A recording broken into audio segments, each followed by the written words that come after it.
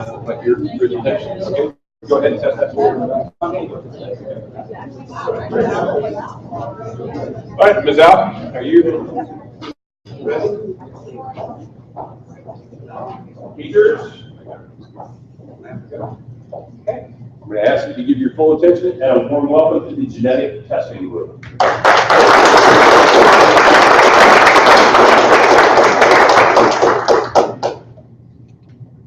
Hi, my name is Luke Herman, and this is Morgan McCullen, Paul Wilson, Hunter Gilliam, and Tyron Moore, and we are the Genetic Testing Foundation. For our proposal, we have designed a funded program that provides free genetic testing for anyone and everyone. Genetic testing was first brought into play when Alec Jeffreys used it with criminology in 1964. Ever since then, it has played a big role in the discovery and treatment of disease. Today, genetic testing prevents stress and loss on loved ones, families, and friends. With the early diagnosis of disease achieved by genetic testing, people can and will get treated before the disease takes full effect. There are three federal government establishments. There are three federal government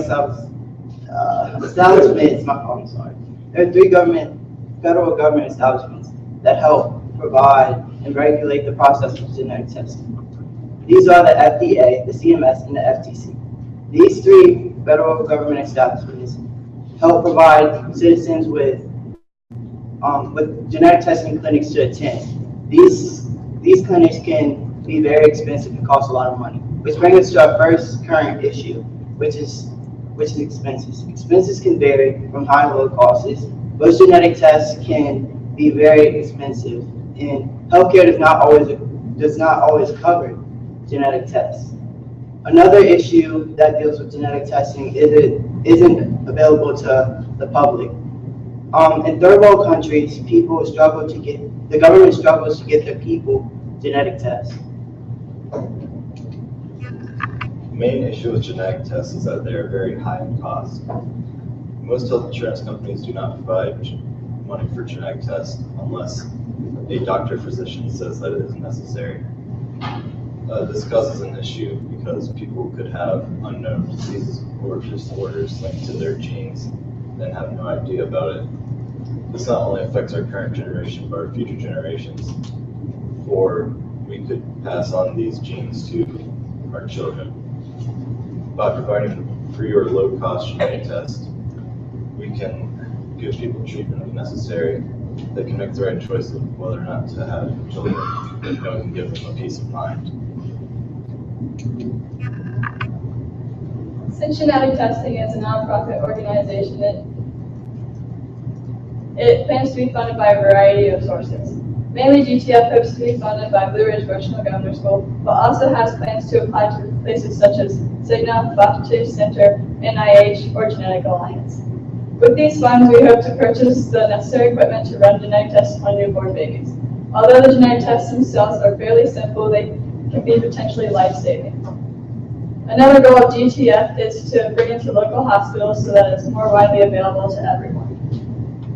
Bringing GTF to local hospitals will allow people to fill applications with information such as age, income, family history, or other causes for concern. If unfortunately a genetic test does come back positive, GTF can help recommend genetic counselors, next plan options, and treatment. With $250,000, we hope not only to spare lives, but to increase the quality of them. Our plan will be started by Genetic Testing Foundation and BRVGS. With the grant that we will get from BRVGS, along with other sources, we plan to start a one-year action plan where we provide free newborn screening for people all across the U.S., but mainly in areas where it's more populated, such as New York, Chicago, Los Angeles, and more areas. A lot of the funding that we will receive will actually go towards funding directly towards the hospitals and the state laboratories, which will actually run the genetic tests. So our fund will start with $30,000 towards a part-time publicist and $30,000 towards social media campaigning. And once it gets out on social media, the general public will pretty much take care of the rest since this is such a great deal. The next part is where we need the most flexibility as regards to money, because funding for the state laboratories and the hospitals will be very expensive, and it can vary in expenses as well, because people with different genetics can have very different results. And if they do end up needing second tests because of positive results, it'll cost even more money. And then the last part will be $10,000 towards surveys. So that way we'll actually know how many people we're helping. And even if their results don't come back positive, they'll at least have the peace of mind that they don't have a genetic disease. So in conclusion, genetic testing is a very important subject in the world, and not just for ourselves, but for future and prosperity. Genetic testing will provide lots of areas where people can exceed, and us, along with all of our other colleagues here today, are very fortunate to be as bright as we all are. I mean, we're very smart people, and we just want that for all the rest of our posterity.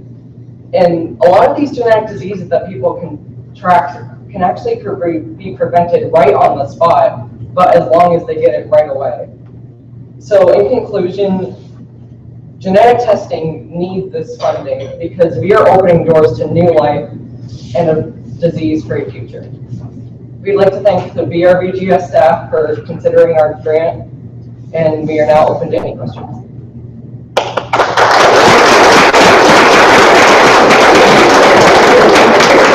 Questions from teachers or the audience? Yep, Mr. B. So my question is, you guys are going to help provide testing for people, and I know you mentioned that there's a lot of people who wouldn't be able to afford it otherwise, so I think that's a very noble goal. My question is, what you mentioned that you would be able to connect people with counseling and with possible other people who may be able to help them if we do discover a genetic issue. How will these people who can't afford genetic testing afford possible treatment, though, for genetic diseases? Is that something that insurance covers, or do you know? Like, how are we gonna, it's like, it'll maybe give people peace of mind to know that they have the problem, but how are we gonna help them get the treatment they might need at that point?